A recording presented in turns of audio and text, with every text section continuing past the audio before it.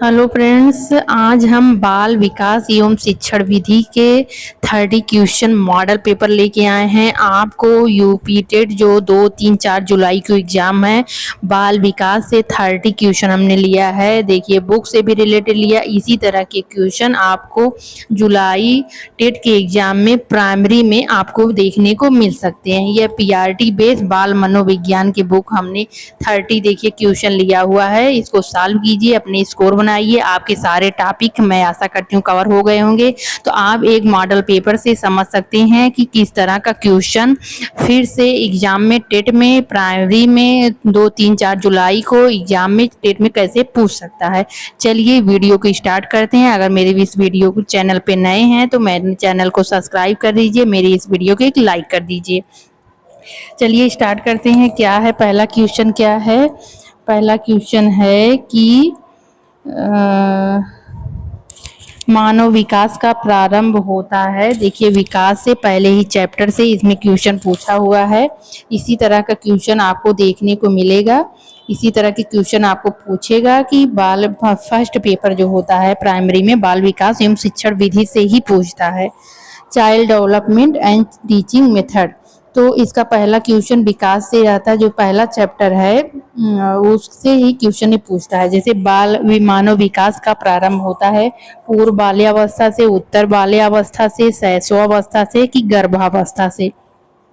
तो इसका सही आंसर होगा बाल मानव का अगर विकास प्रारंभ होता है तो मादा जो बच्चा पेट में रहता है गर्भ में, तो उसी से इष्ट विकास तो वहीं से प्रारंभ हो जाता है। तो यहाँ पे आंसर होगा चौथा सही होगा गर्भावस्था।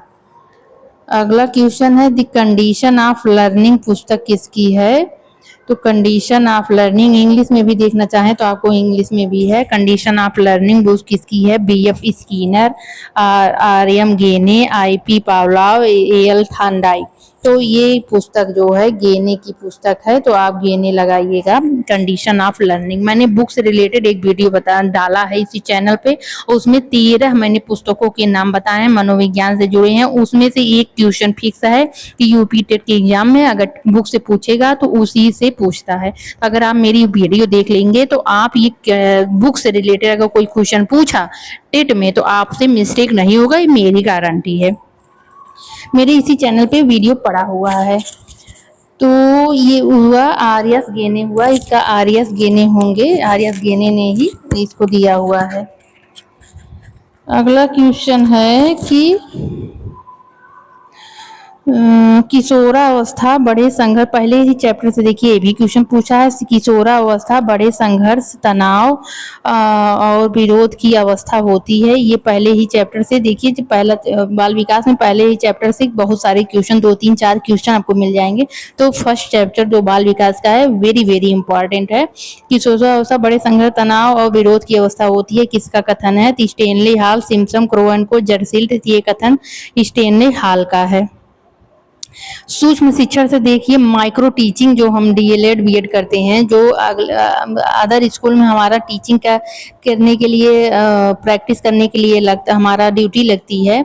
तो सूक्ष्म माइक्रो टीचिंग जो हम लोग करते हैं, तो माइक्रो टीचिंग से ही एक क्वेश्चन फिक्स उसे पूछता है। तो माइक्रो टीचिंग में भारतीय प्रतिमान में कुल कितना समय निर्धारित किया गया है? तो 6 सब मिला के 36 मिनट निर्धारित किया गया है। तो इसका सही आंसर होगा 36 मिनट। देखिए परिभाषा से फिर आ गया पठार सीखने की प्रक्रिया मुख्य अभिलक्षण है जो इसी को प्रकट करते हैं। इस सीखने की प्रक्रिया में कोई उन्नति नहीं होती है। यह कथन किसका है? तो ये कथन रास का है। रास इसको लगाइएगा। इसी रास ने सीखने के पठार के बारे में रास का एक कथन है, रास ने बताया था। छठवां क्वेश्चन है कि यदि शिक्षक कक्षाओं में एक छात्र को समस्यात्मक बालक के रूप में पाता है तो उसे बच्चे को नजरअंदाज कर देना चाहिए, बच्चे को परामर्श देना चाहिए, कि बच्चे को तत्काल घर भेज देना चाहिए, कि बच्चों को दंड देना चाहिए। तो आपको दंड तो कभी नहीं देना चाहिए, न तो घर भेजना चाहिए, न तो नजरअंदाज भी किसी भी टीचर को बच्चे को कभी नहीं करना चाहिए। हर क्लास में हर बच्चे को एक समान देखना चाहिए, बच्चे को परामर्श देना चाहिए। इसका आंसर सही होगा ये। शिक्षण से भी बहुत सारे सवाल रहते हैं। सूक्ष्म शिक्षण हुआ, शिक्षण की विधियां हुई, प्रविधियां हुई, शिक्षण के सूत्र हुए, इस सब से क्वेश्चन रहता है। तो ये छठवां का होगा, बच्चे को परामर्श देना चाहिए। अगला क्वेश्चन पर देखते हैं कि पाठ सहगामी क्रियाएं मुख्यतः किससे संबंधित होती हैं? बालक के सर्वांगीण विकास से, बच्चों के वृत्ति के विकास से, बालक के मानसिक विकास से, शैक्षणिक संस्थानों के विकास से। जो पाठ सहगामी क्रियाएं होती हैं बालक के सर्वांगीण विकास के लिए की जाती हैं, जिसमें बालक का शारीरिक, मानसिक, सामाजिक सभी विकास हो। इसीलिए पाठ सहगामी क्रियाएं वही होती हैं जो खेल कूद बच्चों को स्कूल में करवाया जाता है। तो क्यों करवाया जाता है? उसमें बच्चों का सर्वांगीण विकास हो, इसीलिए करवाया जाता है। तो इसका आंसर होगा कि बच्चों के सर्वांगीण विकास के लिए। अच्छा, अगला क्वेश्चन है, निम्न में से किसे अधिगम सिद्धांत का प्रतिपादन नहीं किया? अधिगम सिद्धांत का किसने दिया? स्किनर ने दिया है, थॉर्नडाइक ने दिया है, प्रयासन त्रुटि का सिद्धांत पावलोव ने, कोहलर ने भी दिया है। बीएफ स्किनर नहीं है, बीएम ब्लूम नहीं है। ब्लूम जो ज्ञानात्मक पक्ष का विकास दिए हैं, ज्ञान बोध अवबोध अनुप्रयोग जो बताए हैं, तो बीएस जो ब्लूम है ये नहीं है। शिक्षा के अवरोधन का क्या तात्पर्य है? एक होता है शिक्षा में अवरोधन। अवरोधन का तात्पर्य बालक का विद्यालय न जाना, बालक व विद्यालय छोड़ देना, किसी बालक का 1 वर्ष से अधिक समय तक एक ही कक्षा में बने रहना, बालक का विद्यालय में प्रवेश न लेना। तो इसका सही आंसर होगा तीसरा, किसी बालक का 1 वर्ष से अधिक समय तक एक ही कक्षा में बने रहना, ये होगा बालक शिक्षा में अवरोधन। जब एक ही कक्षा में पढ़ा रहता है या तो कोई और चीजों समस्या से, या तो फेल हो जा रहा है बार बार इस वजह से, या कोई उसको आर्थिक समस्याएं हैं, कोई और मतलब एज की समस्या है, तो इस वजह से अगर एक ही कक्षा में बार बार पढ़ रहा है तो शिक्षा में अवरोधन कहा जाता है। इसका आंसर सही ये होगा। निम्न में से किस कौशल में पूर्व ज्ञान का परीक्षण किया जाता है? ये प्रस्तावना कौशल, समापन कौशल, प्रदर्शन कौशल, उद्दीपन, परिवर्तन कौशल। ये मैंने सारे कौशल से रिलेटेड एक वीडियो बनाया है। अगर कौशल से रिलेटेड एक क्वेश्चन फिक्स है, उसमें पूछता है कौन सा दृष्टांत कौशल क्या है, प्रस्तावना कौशल क्या है, संश्लेषण विश्लेषण, ये सबसे मैंने रिलेटेड वीडियो बनाया। अगर आप देखना चाहें कौशल से रिलेटेड, देखिए कौशल से रिलेटेड क्वेश्चन पूछा तो मैंने जो उसी पे वीडियो बनाया जिस टॉपिक से पूछता है टेट के एग्जाम में, प्राइमरी के टेट में। तो अगर आप पढ़ना चाहें तो मेरी इसी चैनल पे जाके देख सकते हैं। कौशल से रिलेटेड मैंने एक वीडियो ही बना दिया है। तो ये इसमें होगा, पूर्व ज्ञान पर का परीक्षण आता है तो इसमें होगा प्रस्तावना कौशल। प्रस्तावना कौशल जब हमारी माइक्रो टीचिंग रखती है, जब एक टीचर क्लास में प्रवेश करता है तो प्रस्तावना कौशल का सबसे पहले वो प्रयोग प्रस्तावना कौशल का ही करता है। प्रस्तावना कौशल में क्या होता है, जब एक टीचर क्लास में एंट्री करता है तो वो जो पिछली क्लास में जो टॉपिक पढ़ाया रहता है वो बच्चों से पूछता है। तो वही होता है कि क्यों पूछता है कि उसकी पूर्व ज्ञान की नॉलेज लेने के लिए पूछता, जो हमने पूर्व में पढ़ाया क्या बच्चों को ज्ञान संज्ञान है कि नहीं है, ज्ञान में उनके है कि नहीं, समझ पाए थे कि नहीं। तो इसलिए हर टीचर को यही करना चाहिए, जो हम पिछला क्लास में क्या पढ़ाए थे बच्चों से पूछ के तब इसके बाद अगली टॉपिक शुरू करनी, अपनी क्लास शुरू करनी चाहिए। तो यही प्रस्तावना कौशल होता है। इसमें अधिकतम 5 प्रश्न पूछे जाते हैं, अगर न्यूनतम 3 प्रश्न बच्चों से पूछे जाते हैं और अधिकतम 5 प्रश्न पूछे जाते हैं। अगर आप माइक्रो टीचिंग किए होंगे तो प्रस्तावना कौशल को समझ रहे होंगे। तो ये होगा प्रस्तावना कौशल। 11वां क्वेश्चन है, किसने बहुविमात्मक प्रज्ञा का प्रत्यय दिया है? बहुविमात्मक प्रज्ञा यानी क्या पूछ रहा है समझ रहे? मल्टीपल इंटेलिजेंस, बहुबुद्धि का सिद्धांत पूछ रहा है, किसने दिया है? क्या स्पीयरमैन ने द्विखंड का सिद्धांत दिया था? और जनरल बुद्धि, स्पेशल बुद्धि बताई थी जॉन मेयर ने, गोल्डमैन ने, नहीं गार्डनर ने, हार्वर्ड गार्डनर ने। कॉन्सेप्ट ऑफ मल्टीपल इंटेलिजेंस देखिए इसमें दिया है, मतलब इंग्लिश भी आप जानते रहिएगा जो जितने भी सिद्धांत हैं, और हिंदी भी। तो उसे देखिए इसमें बहुविमात्मक नहीं समझ में आया, बहुबुद्धि का सिद्धांत देना चाहिए था। बहुबुद्धि का सिद्धांत हार्वर्ड गार्डनर ने दिया है। डिस्लेक्सिया में यह करने में कठिनाई होती है क्या? व्यक्त करने में, खड़े होने में, बोलने में, पढ़ने और वर्तनी में। डिस्लेक्सिया अधिगम अक्षमता से भी एक क्वेश्चन फिक्स है, यूपी टेट के एग्जाम में प्राइमरी में चाहे जूनियर का दे, एक क्वेश्चन फिक्स है उसमें बनता है। तो ये पढ़ने और वर्तनी में, डिस्लेक्सिया का पढ़ने और वर्तनी के संबंधी विकार होते हैं, तो डिस्लेक्सिया इससे संबंधित पढ़ने और लिखने। 13वां क्वेश्चन है कि यदि इनमें से क्या समावेशी शिक्षा क्या है? समावेशी, आप समावेशी शिक्षा अवश्य पढ़ के जाइए। समावेशी कक्षा में शिक्षक की भूमिका क्या होती है, इसलिए समावेशी शिक्षा से क्वेश्चन पूछता है। तो समावेशी शिक्षा में शिक्षक को निःशक्त बच्चों पर ध्यान नहीं देना चाहिए, शिक्षक को बच्चों को प्रोत्साहन करना चाहिए, शिक्षक को सीखने में अक्षम को अतिरिक्त समय देना चाहिए, बच्चे की आवश्यकता के अनुरूप बैठने की पर्याप्त व्यवस्था। ये तो सभी करना, इसमें पूछ क्या रहा नहीं है, नहीं है तो शिक्षक को बच्चों को प्रोत्साहित करना चाहिए, तो शिक्षक को करना चाहिए समावेशी शिक्षा में। तीसरा भी सही है, सीखने को सक्षम में अतिरिक्त समय देना चाहिए, ये भी सही है। आवश्यकता के अनुरूप बैठने की पर्याप्त व्यवस्था करनी चाहिए, ये भी सही है। यही पहला और इसमें नहीं पूछा है, अगर है तो ये तीनों होता, अगर नहीं पूछा तो निःशक्त बच्चों पर ध्यान नहीं देना चाहिए, इसका आंसर यही होगा। 13वें का ये वाला आंसर होगा, शिक्षक को निःशक्त बच्चों पर ध्यान नहीं देना चाहिए, शिक्षक की भूमिका नहीं पूछा, इसलिए इसको पहला ऑप्शन होगा। कक्षा में छात्रों को प्रश्न पूछने के लिए 14वां क्वेश्चन है, क्या करना चाहिए प्रश्न पूछने के लिए? तो प्रेरित करना चाहिए, प्रेरित करना चाहिए, रोक देना चाहिए, अनुमति देना चाहिए, हतोत्साहित करना चाहिए। तो बच्चों को जो क्लास में बच्चे टीचर का ऐसा बिहेवियर होना चाहिए, सादगीपूर्ण बिहेवियर, जिस बच्चे अपने प्रश्न को अपनी बात को अच्छी तरह से रखते हैं, तो बच्चों को प्रश्न पूछने के लिए कक्षा में टीचर को प्रेरित करना चाहिए, इसका आंसर पहला सही होगा। बच्चे की बुद्धि मुख्यतः संबंधित है सामाजिक विकास से, भावात्मक विकास से, नैतिक विकास से, शारीरिक विकास से। तो बच्चे की जो बुद्धि होती है, शरीर से रिलेटेड बुद्धि, बच्चे की वृद्धि पूछ रहा है, वृद्धि और विकास मुख्यतः संबंधित होते हैं। तो वृद्धि होगा तो बच्चे के शरीर में वृद्धि होगा ना तो नैतिक में, न भावात्मक, सामाजिक वृद्धि, तो सामाजिक वृद्धि तो व्यवहार में सामाजिक वृद्धि होगा। तो यहाँ बच्चे की वृद्धि शरीर से संबंधित है, शारीरिक विकास होगा। 16वां क्वेश्चन है, व्यवहार के कारण व्यवहार में परिवर्तन ही अधिगम है, यह कथन किसका है? तो व्यवहार के कारण व्यवहार में परिवर्तन सीखना ही अधिगम है, ये गिलफोर्ड का कथन है। व्यवहार के कारण व्यवहार में परिवर्तन गिलफोर्ड का ये कथन है। इसका आंसर देखिए, चलिए मिलान करते हैं, इसका आंसर क्या होगा। तो ब्रूनर जो है प्रशिक्षण प्रतिमान से संबंधित थे। ब्रूनर, सोचिए मिलान करना है, तो ब्रूनर जो है परीक्षा प्रतिमान से संबंधित थे, और आशुबेल जो थे ये अग्रिम संगठन प्रतिमान से संबंधित थे।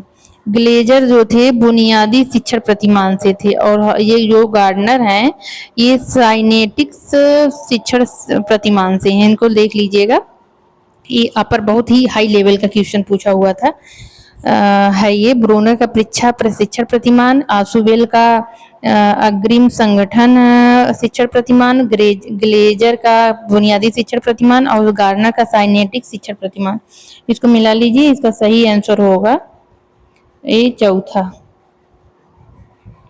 समस्या समाधान का प्रथम चरण क्या होता है, ये पूछ रहा है। समस्या समाधान का प्रथम चरण क्या होता है? तो समस्या की पहचान, परिकल्पना का निर्माण, आकलन। तो समस्या देखिए, कोई भी बात आपके पास समस्या आती है, जैसे पढ़ने का आपको टाइम नहीं मिल रहा है, तो पहले आपके पास समस्या ये नहीं आएगी कि क्या करें, पहले आपकी आएगी कि मुझको तो काम तो बहुत, लेकिन टेट की तैयारी के लिए हमारे पास समय नहीं बच रहा है। तो समस्या की पहले पहचान आपको होगी कि मेरे पास समय नहीं बच रहा है, मैं किसी और काम में बिजी हूँ, इसके लिए टाइम नहीं निकाल पा रही हूँ। तो समस्या समाधान का पहला चरण ही होता है, समस्या की पहले हमें पहचान होती है। 19वां क्वेश्चन देखते हैं क्या है। बालकों का अधिगम सर्वाधिक प्रभावित होगा जब, कब प्रभावित होगा सर्वाधिक? बालकों का अधिगम सर्वाधिक कब प्रभावित होगा? बालकों का संज्ञानात्मक, भावात्मक, मनोचालक पक्षों का विकास होगा, शिक्षण व्यवस्था एकाधिकारी होगी, शिक्षण अधिगम प्रक्रिया में आगे होकर बालकों को निष्क्रिय रखेगा, पढ़ने लिखने में गणित कुशलता पर ही बल देना होगा। अधिगम प्रक्रिया सर्वाधिक प्रभावित होगा जब बालक का संज्ञानात्मक का भी विकास हो, भावात्मक विकास हो तथा मनोचालक पक्ष का भी विकास। अगर बच्चों का सभी विकास हो तभी अधिगम माना जाएगा, अधिक प्रभावी है। क्वेश्चन है कि स्मृति स्तर एवं बोध स्तर के शिक्षण प्रतिमान की संरचना में कौन सा सोपान उपनिष्ठ है? स्मृति स्तर और बोध स्तर में। तो स्मृति स्तर और बोध स्तर के प्रतिमान में सबसे अगर सामान्य कोई चीज है, अन्वेषण, प्रस्तुतिकरण, तैयारी, सामान्यीकरण। इसका तो अगर कोई संरचना अगर उभयनिष्ठ होगी तो दोनों में प्रस्तुतिकरण होगा। स्मृति स्तर में भी प्रस्तुतिकरण आएगा, बोध स्तर में भी प्रस्तुतिकरण। तो प्रस्तुतिकरण की जो करना होती है वो सामान्य होती है। निम्न में से किस सिद्धांत को पुनर्बलन का सिद्धांत भी कहा जाता है? उद्दीपक अनुक्रिया का सिद्धांत, सूच का सिद्धांत, क्रिया प्रस्तुत अनुबंधन सिद्धांत, शास्त्रीय अनुबंधन सिद्धांत। तो पुनर्बलन का जो सिद्धांत है वो क्रिया प्रस्तुत अनुबंधन के सिद्धांत से मैच खाता है, तो क्रिया प्रस्तुत अनुबंधन सिद्धांत होगा। अगला क्वेश्चन देखते हैं कि निम्न में से कौन सी अवस्था ब्रूनर के संज्ञानात्मक विकास से सिद्धांत का अंग नहीं है? देखिए ऐसे ही क्वेश्चन, ब्रूनर का संज्ञानात्मक विकास मैंने ही अपने इसी यूट्यूब चैनल पे जा करके लाइव हमने पढ़ाया हुआ है। प्रतिबिंबात्मक अवस्था, संकेतात्मक अवस्था क्या होती है, क्रियात्मक अवस्था क्या होती है, तीनों मैंने बताया है। ब्रूनर संज्ञानात्मक विकास के 3 पक्ष हैं। ये अंतः प्रज्ञा अवस्था ये नहीं है तो ये नहीं होगा, मैंने सब पढ़ाया। अगर देखना चाहें तो आप देख सकते हैं। मॉरिसन ने बोध स्तर के शिक्षण प्रतिमान में 5 पदों का वर्णन किया है। जब मॉरिसन के बोध स्तर में 5 पद हैं, पांचों पद देखिए, मॉरिसन के बोध स्तर पहला पद ये है, ये पहला और खोज, इसके बाद ये प्रस्तुतिकरण,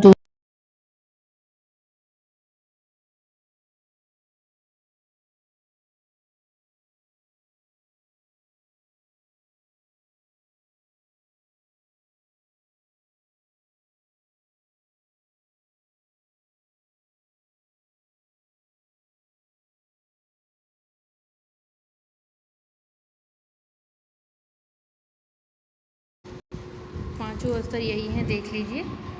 इसके बाद है निम्न में से कौन संज्ञानात्मक क्षेत्र में संबंधित नहीं है? तो संज्ञानात्मक क्षेत्र से क्या संबंधित नहीं है? क्या अनुप्रयोग, ज्ञान, बोध, अवमूल्यन। तो इसका सही आंसर होगा अवमूल्यन। अगला क्वेश्चन देखते हैं 25वां। इसमें से कौन सा अधिगम का वक्र नहीं है? तो मिश्रित वक्र है, नतोदर वक्र है, नतोदर उन्नतोदर है, लंबवत वक्र नहीं है। तो इसका 25 का आंसर होगा दूसरा। स्तंभ ए स्तंभ बी से मिलान करना है, क्या है इसको देख लीजिए, समझ लीजिए क्या है ये। 26वां क्वेश्चन, एनिमल इंटेलिजेंस कितने दिया हुआ है? तो थांडाइक का है। पुनर्बलन की सूची स्किनर का है। और सारगर्भिता का नियम ये गेस्टाल्ट का है। अनुकूलन जो है, अनुकूलन पियाजे का है। तो एनिमल ए का होगा, एनिमल इंटेलिजेंस दिया था थांडाइक ने, ए का होगा तीसरा। एनिमल इंटेलिजेंस पुस्तक किसकी है? तीसरा होगा इसका। और पुनर्बलन अनुकूलन का सिद्धांत दिया, डी का दिया है दूसरा, पियाजे ने, डी का दूसरा। तो इसका आंसर तीसरा सही होगा, पियाजे ने दिया हुआ है। सारगर्भिता का नियम जो है गेस्टाल्ट ने दिया है। पुनर्बलन की अनुसूची जो है स्किनर ने दी हुई है। ये भी देख लीजिए, ऐसे ही किस तरह से करके क्वेश्चन पूछता है, किस तरह का पूछा है। अगला क्वेश्चन है, विकास कभी न समाप्त होने वाली प्रक्रिया है, ये किस सिद्धांत पर है? ये पहले ही चैप्टर से पूछा है। विकास की सिद्धांत का सिद्धांत दिए हुए, एकीकरण का, अंतःक्रिया का, निरंतरता का सिद्धांत, अंतःक्रिया का सिद्धांत। तो इसका सही आंसर होगा न कभी न समाप्त होने, निरंतरता का सिद्धांत है। ये देखिए क्वेश्चन पूछा है, संविधान के किस अनुच्छेद संशोधन से शिक्षा का एक मौलिक अधिकार बनाया गया था? तो ये किस से बनाया गया था, इसको भी देख लीजिए। ये था 86वां संविधान संशोधन जो किया गया था, वो शिक्षा को मौलिक अधिकार, 6 से 14 वर्ष के बच्चों को निःशुल्क शिक्षा दी जाएगी। ये 86वां संविधान संशोधन था। 29वां क्वेश्चन है, प्रेरणा के मूल प्रवृत्ति सिद्धांत के प्रतिपादक थे। अब मूल प्रवृत्ति किसने दिया है? Maslow, Simpson, William James, McDougall. तो ये मैकडूगल का 14 मूल प्रवृत्ति बताई है। विकास की किस अवस्था को कॉल और ब्रूस ने संवेगात्मक विकास का अनोखा काल कहा? तो ये देख लीजिए, ये क्वेश्चन आप इसका आंसर आप खुद बताइएगा, इसका आंसर क्या होगा। विकास की किस अवस्था को कॉल और ब्रूस ने संवेगात्मक विकास का अनोखा काल कहा? क्या बाल्यावस्था, किशोरावस्था, प्रौढ़ावस्था, शैशवावस्था? इस का आंसर आप मेरे इस वीडियो के कमेंट में बताइएगा। 30वें का आंसर कौन सा सही होगा, देख लीजिए। इसी तरह के यूपी टेट के एग्ज़ाम में क्वेश्चन पूछता है, इसी तरह के क्वेश्चन आते हैं।